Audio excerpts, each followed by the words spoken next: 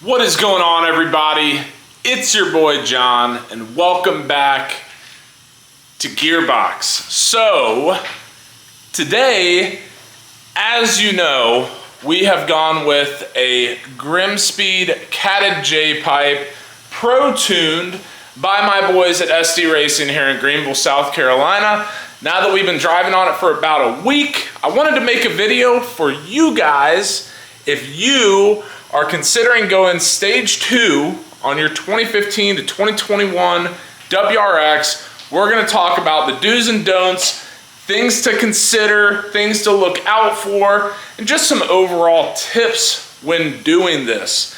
Obviously, with mods like this, you're going for power, you need to go get tuned. There's a bunch of different stuff to cover. We're going to cover all of that here today. So without further ado, let's get right into it. The first thing that we are going to want to keep in mind when it comes to going stage 2 on your WRX is obviously the fact that you are going to be making a considerable increase in power and torque.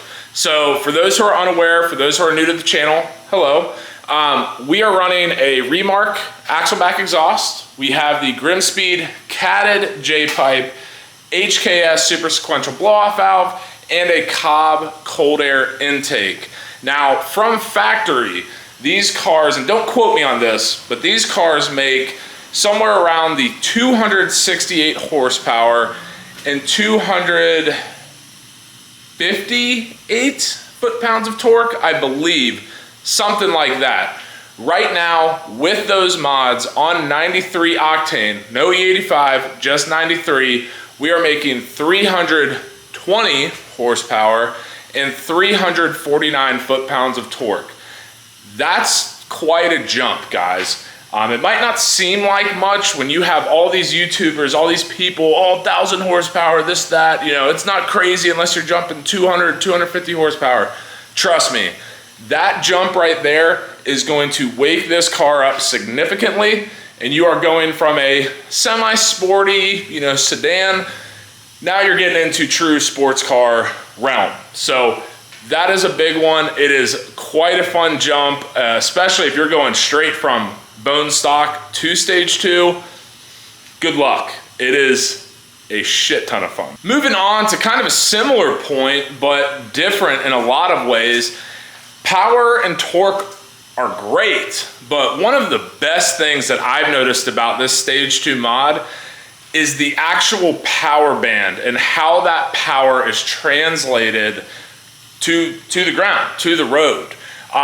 Stock, whether you are, bone stock, whether you're stage 1, what you're going to find is there's going to be, it's kind of like this. You start to hit boost, you go up, and then it just kind of tapers and maybe even drops off a little bit.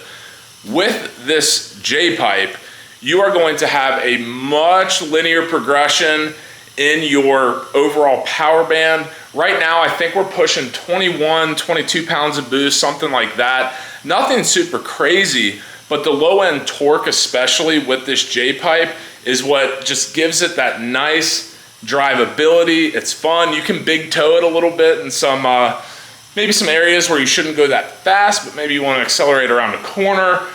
It is an absolute blast and definitely something that caught me off guard when I first jumped in the car after getting tuned. One of the maybe larger reasons why a lot of people are going to go with a downpipe and not keep it that OEM super restrictive piping is, one, it's just that, right? It's going to be allow for better airflow and all of that sort of stuff, but you can't talk about a J-pipe install on a WRX without talking about the volume increase. Not gonna lie, volume increase will probably catch you by surprise when you first get on it a little bit. It's not bad at low RPMs, but the second you break maybe 3,500, 4,000 RPMs, she's gonna be screaming pretty damn loud. And it's awesome. It's not overbearing, but it's loud enough to let people know this guy's got some shit under the hood that maybe I don't with my stock WRX. Now keep in mind, I am catted. If you go with a non-catted version, odds are it's gonna be louder. I personally feel the catted J pipe with the axle back exhaust is the perfect combination in terms of volume with your Stage 2 WRX. Oh, it is hot out here. I apologize if you see my fat ass sweating all over the place. It is about 100 degrees here in South Carolina. Beautiful day, but just hot. Now, one thing that I want to talk about with Stage 2 that isn't necessarily required, but I would call it preferred, is going to be the idea of a boost controller. Now, if you aren't too, fancy with your verbiage and the, I guess, non-naturally aspirated world, a boost controller is just that. It is a way to control the amount of boost you are pushing in your car, so that way you don't overspin, basically blow your turbo. With the downpipe modification, that is going to be an issue that may or may not arise. Because you're getting a high flow cat or no cat, you're going to be pushing, faster and more efficient air through the engine, and turbos are based off of exhaust gas. So you run the risk of over revving your turbo, which is going to cause not fun days for you. So although I am not running a boost controller right now, I've got a pretty conservative tune on it. I do plan on getting a boost controller, but if you are going to buy the J-pipe, might as well pony up a little extra cash, get a boost controller. Odds are you don't need it, but when you do need it, probably wish you had it if you didn't. Just go ahead and buy one. Not too difficult of an install or process or anything like that, but it's gonna save you a lot of headache in the long run. And the last thing I want to talk about today is going to be the good old-fashioned supporting mods. Yes, I know, y'all know how I feel about supporting mods, supporting maintenance, anything like that. It is crucial, especially when you are getting to this level of car. Some of the supporting mods that will be thrown out there are going to be EGR, TGV deletes. You're going to have air oil separators. You're then going to get into the realm of an upgraded top mount intercooler. So right here, or relocating that intercooler to a front mount.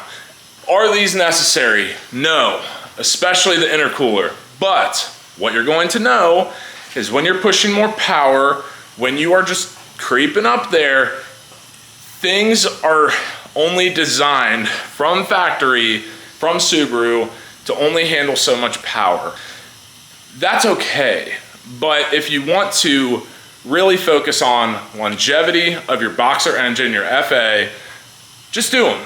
It's money, I get it. Maybe it's something where you don't do this install until you have those supporting mods done, or maybe you do it like me and you say, I'm gonna drive nice and conservatively and my engine's gonna last forever. Whatever. It's just something to consider. Once again, is it mandatory? No. Is it gonna make your life easier in the future? Probably, so you might as well do it. Anyway, guys, that is going to do it for another episode of GearBocks. If you liked what you saw today, please give this video a big fat thumbs up. If you have any questions, comments, concerns, drop them in the comment section down below.